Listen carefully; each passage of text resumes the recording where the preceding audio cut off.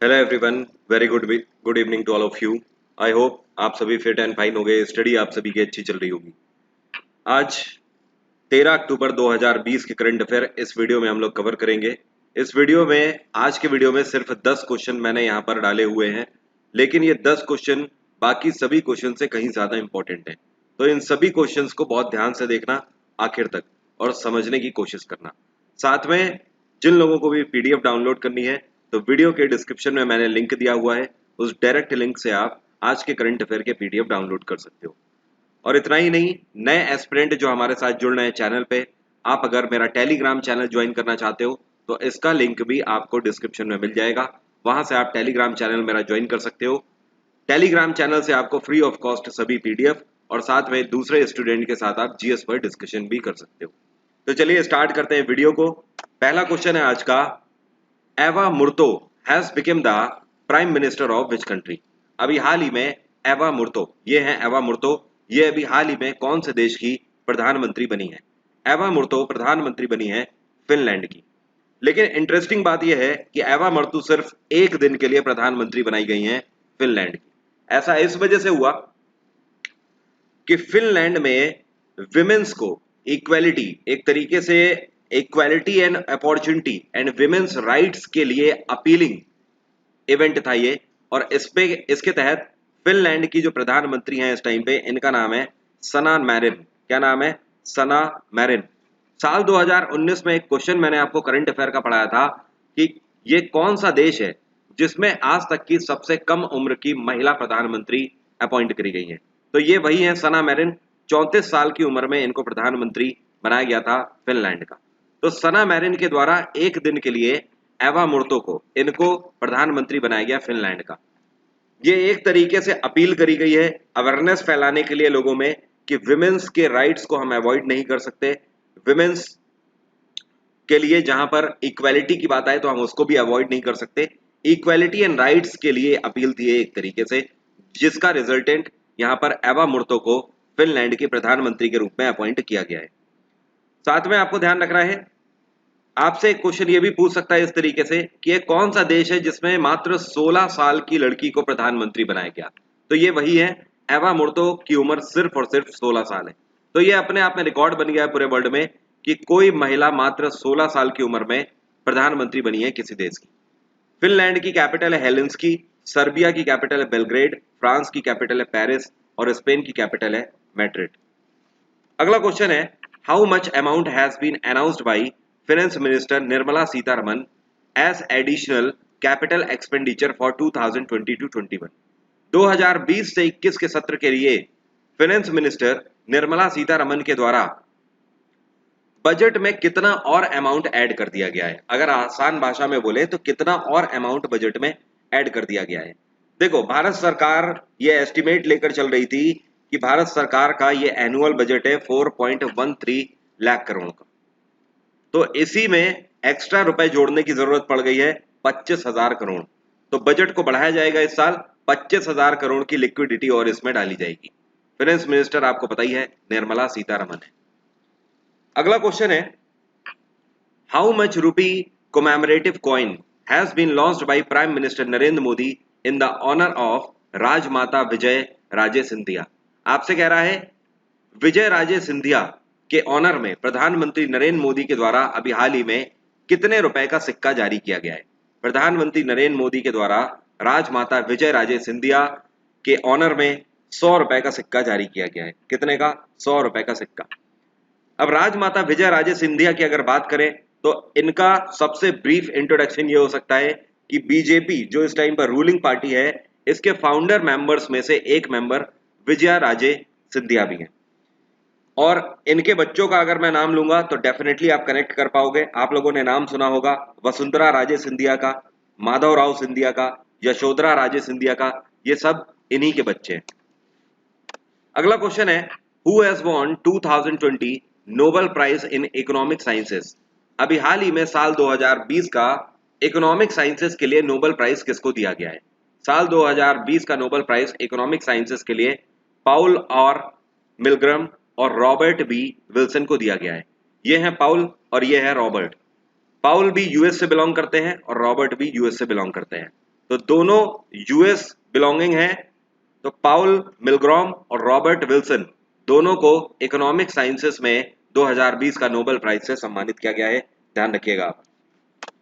अगला क्वेश्चन है, which country has topped the 2020 commitment to reducing inequality index. अभी हाल ही में 2020 का commitment to reducing inequality index को जारी किया गया, जिसमें कौन सा एक देश रहा जिसने टॉप किया है?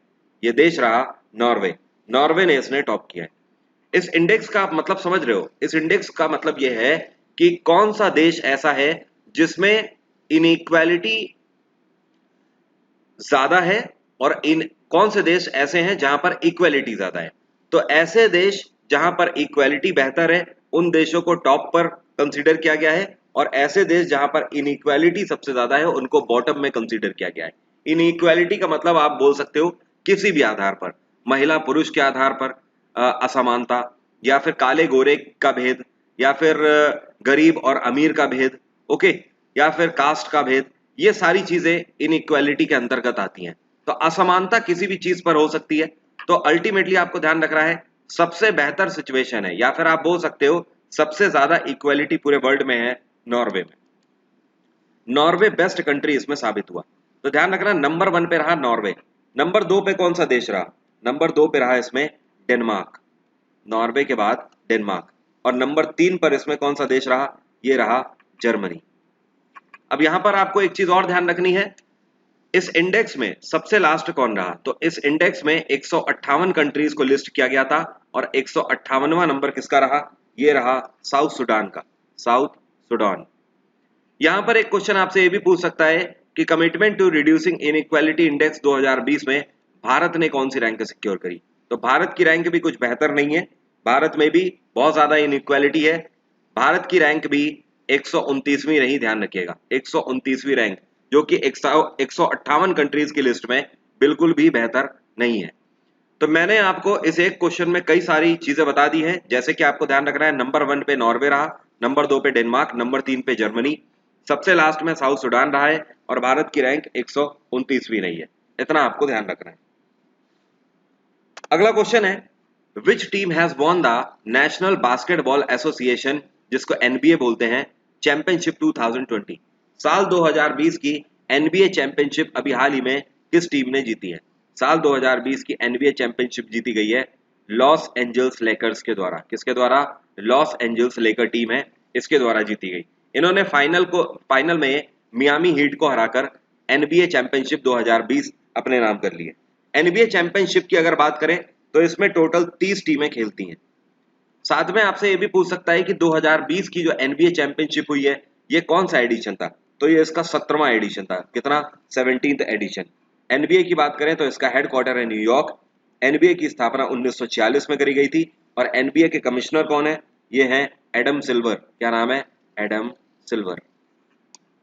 अगला क्वेश्चन है, we have observe International Day for Disaster Reduction on which date. हाल ही में हम लोगों ने अंतरराष्ट्रीय दिवस मनाया है डिजास्टर्स को कम करने के लिए। ये हम लोगों ने किस दिन मनाया? हर साल 13 अक्टूबर को international Day for Disaster reduction के रूप में मनाया जाता है। आपको ध्यान रखना है इस बार की थीम रही disaster risk governance. So third one is the right answer. इसको हम लोग कब से मना रहे हैं? इस दिन को हमने 1989 से मनाना स्टार्ट किया है, 1989 से। Recently 450 metres long Nechiphu tunnel has been inaugurated in which state. आपसे कह रहा है 450 मीटर की टनल जिसका नाम है नेचिपू टनल, इसको अभी हाल ही में कौन से राज्य में इनॉग्रेट किया गया, या इसका शुभारंभ कौन से राज्य में किया गया? इस टनल का शुभारंभ किया गया है अरुणाचल प्रदेश में। यह टनल किसके द्वारा बनाई गई है? तो ध्यान रखना, ये बॉर्डर रोड ऑर्गेनाइजेशन के द्वारा बनाई गई है, बीआरओ के द्वारा। और अरुणाचल प्रदेश में भी अगर पूछे कहां पर बनाई गई है, तो अरुणाचल प्रदेश में एक जगह है जिसको बोलते हैं तवांग। क्या बोलते हैं? तवांग। अरुणाचल प्रदेश के तवांग में 450 मीटर लंबी टनल नेचिपू टनल का शुभारंभ किया गया, किसके द्वारा? डिफेंस मिनिस्टर राजनाथ सिंह के द्वारा। अब यहां पर एक चीज आपको और ध्यान रखनी है, राजनाथ सिंह ने सिर्फ इसी का शुभारंभ नहीं किया, इन्होंने बीआरओ के द्वारा टोटल छोटी बड़ी जितनी भी टनल्स हैं, टोटल 44 टनल का शुभारंभ किया हुआ है, टनल और ब्रिज का शुभारंभ किया हुआ है। ये सभी की सभी बीआरओ के द्वारा 7 राज्यों और यूटीज को मिलाकर बनाई हुई है। ये सभी ब्रिज की खास बात यह है कि जाहिर सी बात है ये कहीं ना कहीं हमारी सीमा रेखा पर ही स्थित है। बीआरओ का आप नाम से ही समझ सकते हो, बॉर्डर रोड ऑर्गेनाइजेशन। इस ऑर्गेनाइजेशन का मेन मकसद ये होता है, ये आर्मी की ये एक रोड डेवलपमेंट यूनिट है। इसका मेन मकसद ये है कि हमारी जितनी सीमा रेखाएं, उन सीमा रेखाओं पर रोड बनाना इस ऑर्गेनाइजेशन का काम है। बीआरओ की स्थापना 1960 में करी गई थी। इसका हेडक्वार्टर है नई दिल्ली और बीआरओ के इस टाइम पे डायरेक्टर जनरल है हरपाल सिंह। क्या नाम है? हरपाल सिंह। तो ध्यान रखिएगा, बीआरओ के द्वारा निर्मित 450 मीटर लंबी नेचिपो टनल का शुभारंभ राजनाथ सिंह के द्वारा किया गया। ये टनल कहाँ है? ये टनल अरुणाचल प्रदेश के तवांग में है। इसके अलावा राजनाथ सिंह के द्वारा टोटल 44 ब्रिजेस और टनल का शुभारंभ और किया गया है, 7 राज्यों और यूटीज को मिलाकर। नेक्स्ट क्वेश्चन है, which state has become first in India to make public education sector completely digital?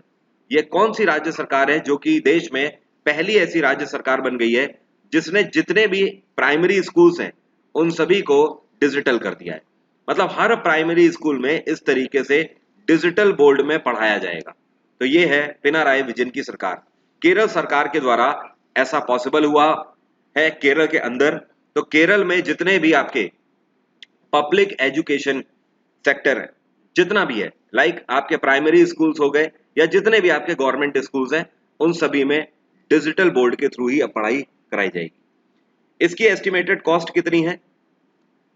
42.36 crore की लागत से ये चीज सफल बनाई जा सकी है। दूसरी चीज यहां पर आपको ध्यान रखना है, इसको किसके द्वारा बनाया गया है?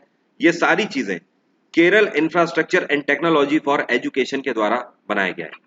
केरल में पिनाराई विजयन की सरकार है, यहाँ पे गवर्नर है आरिफ मोहम्मद खान।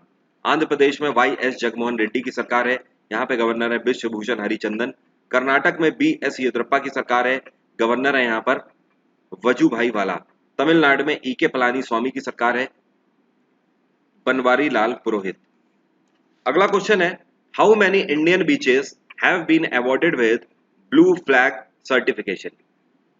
ये कितने भारतीय बीचेस हैं? बीचेस मतलब समझ रहे हैं ना, समुद्री किनारे। भारत के कितने समुद्री किनारे हैं जिनको अभी हाल ही में ब्लू फ्लैग सर्टिफिकेशन दिया गया है? भारत के टोटल 8 बीचेस को ब्लू फ्लैग सर्टिफिकेशन दिया गया है। ये ब्लू फ्लैग सर्टिफिकेशन क्यों दिया जाता है? ये इस वजह से दिया जाता है कि ऐसे बीचेस जहां पर कुछ पैरामीटर्स सेट है और उन पैरामीटर्स पर अगर ये बीचेस खरे उतरते हैं तो उनको ब्लू फ्लैग सर्टिफिकेशन।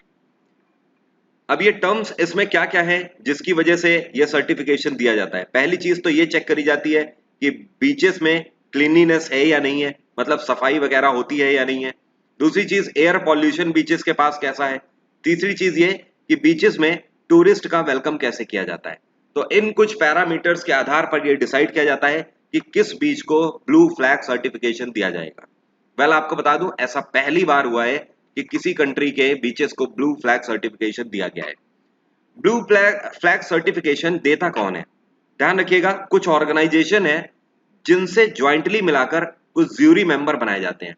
ये ज्यूरी मेंबर तय करते हैं कि किस बीच को ब्लू फ्लैग सर्टिफिकेशन दिया जाएगा। इन ऑर्गेनाइजेशन में यूनाइटेड नेशंस एनवायरनमेंट प्रोग्राम शामिल होता है, वर्ल्ड टूरिज्म ऑर्गेनाइजेशन शामिल होती है और international union conservation of nature इसमें शामिल होता है। इन तीनों ऑर्गेनाइजेशन के द्वारा जूरी मेंबर डिसाइड किए जाते हैं और जूरी मेंबर उसके बाद फैसला लेते हैं कि किस बीच को ब्लू फ्लैग सर्टिफिकेशन से सम्मानित किया जाएगा। तो भारत के जो 8 बीचेस हैं इनको यहाँ पर सर्टिफाई किया गया है ब्लू फ्लैग से, इनकी बेहतर सर्विस के लिए। ये 8 बीच कौन कौन से हैं यहाँ पर आप देख सकते हो। एक है आपका केरल का कप्पड़, दूसरा आपको ध्यान रखना है गुजरात का शिवराजपुर बीच, तीसरा है दमन एंड दीव का, दीव बेसिकली है, अब तो दमन अलग हो गया है। तीसरा है आपका दीव का घोघला, चौथा है आपका कसारकोड एंड पादुबिद्री, ये दोनों आपके कर्नाटक के हैं। ध्यान रखिएगा कर्नाटक के आपके 2 हैं, 1 और 2। दूसरा ध्यान रखिएगा ऋषिकोंडा, ये आंध्र प्रदेश का है। उसके बाद गोल्डन बीच है उड़ीसा का, और अंडमान एंड निकोबार का एक बीच है जिसको बोलते हैं राधानगर ब्रिज। तो ये आपके टोटल कितने हो गए? 1 2 3 4 5 6 7 8, टोटल ये 8 बीचेस हो गए जिनको ब्लू फ्लैग सर्टिफिकेशन दिया गया है इन ऑर्गेनाइजेशंस के द्वारा। उम्मीद करता हूं सभी क्वेश्चन आपको क्लियर हो गए होंगे। फर्दर कोई भी डाउट है तो आप मुझसे कमेंट बॉक्स में पूछ सकते हो। अनअकैडमी पर किसी भी सब्सक्रिप्शन के लिए यह मेरा डिस्काउंट कोड वरुण777, आप अगर इसका यूज करते हो तो 10% का आपको फ्लैट डिस्काउंट अनअकैडमी पर मिल जाएगा। चाहे UPSC, state PSC, bank, SSC, किसी भी एग्जाम के लिए आप इस डिस्काउंट कोड का यूज कर सकते हो। Thank you so much, have a nice day, take care, bye bye.